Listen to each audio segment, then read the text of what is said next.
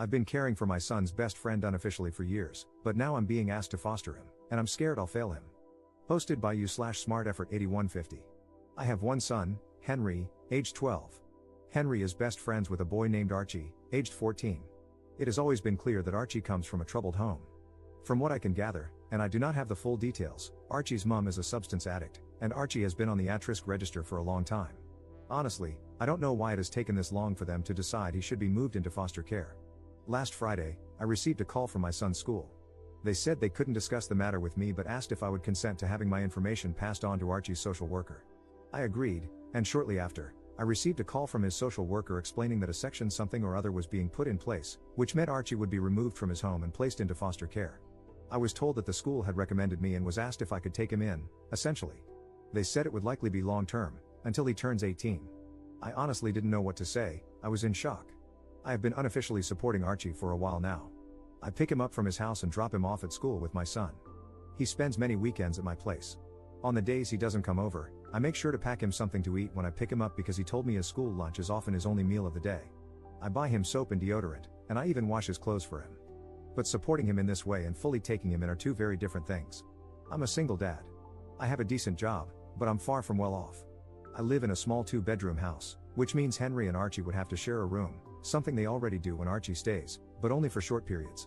Plus, there's the immense responsibility of taking on another child. I was told there's a shortage of foster carers in the local area, so if I don't agree to take him, it's likely he'll have to move to a different county and school. I don't want that to happen. I had already planned for Archie to stay with me over the 2-week Christmas holiday, so I asked for time to think about it and said I'd give them a firm answer in the new year. They agreed. Archie hasn't been informed about any of this yet. I've been trying to give him as normal a Christmas as possible. My heart is telling me, of course, you're going to take that little boy in, but my brain is worried about the responsibility and cost of having another mouth to feed and another boy to clothe. At the same time, I keep thinking about Archie's situation. He's already had such a rough start in life, and I know he needs stability and care more than anything else. I can't bear the thought of him being uprooted again, losing his school, his friends, and the small sense of normalcy he has here.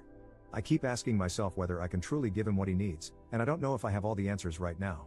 I've always taught Henry the importance of kindness, and I see how much he cares about Archie too. Part of me feels this might not just be about me taking on more responsibility, it's also about giving Archie the chance to grow up with a sense of love and belonging. So, I suppose I'm left balancing what's practical with what feels right in my heart. And I'm leaning toward saying yes. I spoke to my mom about it, and she thinks it's an awful idea. She's worried I'm biting off more than I can chew, especially as a single dad. She reminded me that I already have a lot on my plate with work, the house, and raising Henry on my own. She said taking in another child, especially one with a difficult background, would add stress and might affect my ability to provide for Henry properly. She didn't say it outright, but I could tell she's afraid this might make life harder for all of us, including Archie. I understand her concerns, honestly, I do. But I can't imagine turning him away when he needs help the most. I told her I haven't made a final decision yet and that I need to think about what's best for everyone involved, not just what's easiest. And I haven't even discussed any of this with Henry yet, which will be a huge factor in my final decision. This has been a huge rant, and if you've read it, thank you. I just needed to get this out somehow. Update 5 days later. I just wanted to give an update and say a huge thank you for all the responses. I genuinely didn't expect to receive so many replies, especially to something that was just meant to be a rant to get my emotions out. When I was asked to take in Archie, at first, I felt honored. Then, I felt worried about everything. I am quite an anxious person in general, and my thoughts were flooded with concerns about whether I'd be good enough to support Archie in the way he needs. I love my mom, but she didn't help. I think I get my anxiety from her, although she has it on a much higher scale than I do. Every possible thing that could go wrong, she was texting me about all week. You're already stretched thin with work and Henry. You won't get one-on-one time with Henry anymore. How will you afford everything? These are real concerns, and I'm glad she brought them up because they gave me the opportunity to think about how I could mitigate them. A few of you mentioned the fostering allowance, which I knew about, but I couldn't find any concrete information on how much it would actually be. Every source online seemed to give a different answer, but none suggested it was very much. However, as some of you advised, I called the social worker's office and said I was seriously considering taking in Archie, which they were thrilled about, but I needed to understand the finances first to see if it was feasible. They said they couldn't provide exact numbers, as every case is different and it isn't decided until a placement is found. However, they told me the minimum would be around £190, about $240 US, per week, and that it would likely be completely tax-free.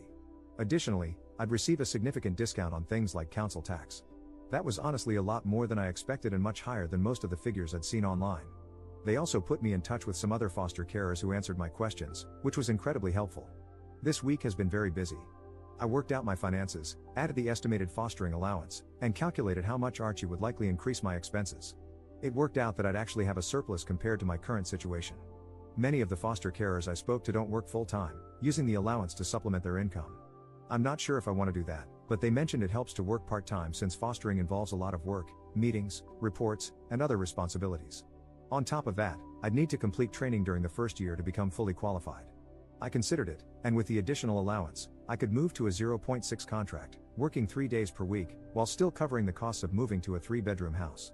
While that would leave me with slightly less disposable income, it wouldn't be a significant reduction. I've spoken with my work, and they said they'd support me if I decided to do this, but I haven't made a final decision. I don't want it to seem like I'm taking advantage of Archie's allowance. After sorting out the finances, I needed to talk to Henry. This was honestly the most important part of my decision. If Henry said no, I'd struggle to go ahead with it. I took him out and explained the situation. I didn't go into the details of why Archie is going into care, as it's not my story to tell, even though Archie himself has been open about his rough home life.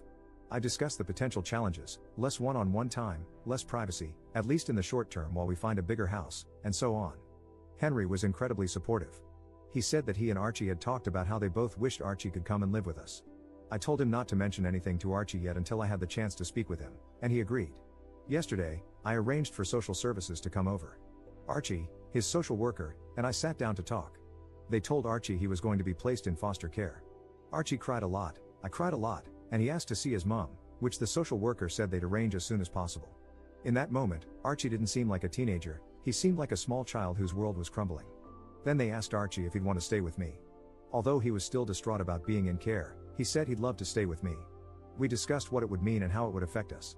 Afterward, Archie and his social worker spoke privately, and then the social worker and I talked. They expressed how thrilled they were about my decision and said they were pleased I planned to move to a bigger house soon, as Archie would need his own space, which I fully agree with. Normally, the boys spend most of their time upstairs playing Xbox, but later that day Archie came down and asked if we could watch a movie together. He sat next to me, rested his head on my shoulder, and said, "Thank you for letting me stay with you." Writing this, I can feel tears welling up in my eyes again. I put my arm around him and said I'd always be there for him. Today, Archie seems a little down, which is entirely understandable. I honestly expected him to take it harder than he has. To cheer him up, we're going to see the new Lion King movie, even though I hate those live-action films, but this is for Archie, and then going out to eat, letting the boys choose where. I might return in a few months to give an update on how things are going. For now, I'm just hoping everything will be okay.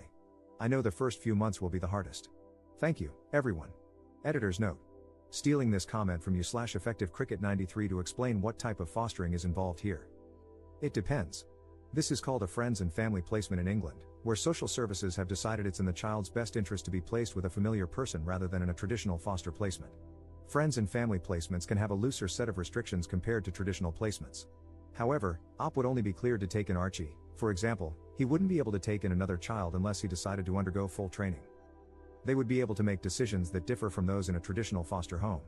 For instance, social services have to weigh factors such as, there are no local foster homes, meaning his schooling would be disrupted, and he would lose his friends and support network. How would that impact him, against the fact that he would have to share a room? Especially considering that Archie has already been regularly sharing a room. Social services would focus on what's in the child's best interest, which might allow them to make some concessions.